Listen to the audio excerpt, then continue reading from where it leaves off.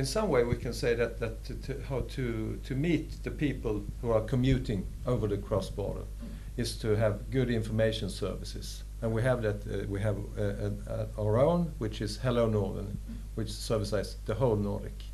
and then we have regional cross-border information services in this Öresund region and between Sweden and Norway, and Sweden and Finland, where the people are commuting,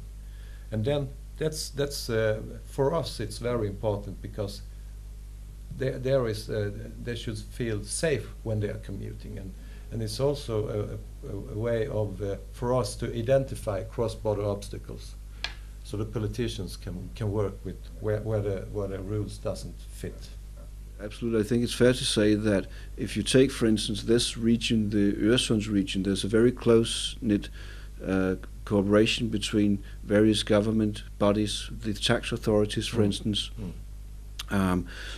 In terms of, for instance, social security, you have on the Swedish side one structure which is quite different from the one you have in Denmark, but they still have network and ties and meet in various groups and try to solve the differences that arise. And obviously you will always have problems because you have two different legislations in the two countries, which means that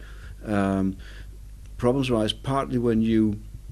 initiate new legislation in the countries, that we try to raise awareness within the cabinets, within the government offices, that you should be aware of any problems that may arise when you intend to make new legislation. So when you make the bill, it would be a very good idea to make a hearing of the other country or the other countries within the Nordic countries. If you make, for instance, bigger reforms in terms of social security, labor market law, the environmental area, then make a hearing process. It doesn't have to be a formal hearing, but simply ensure, would this give a rise to any problems with, for instance, the labor flow from the other country or people from this country moving to another country. So this sort of awareness of the fact that your own national legislation may cause problems in the border region we see as extremely important, because within the Nordic countries you have partly the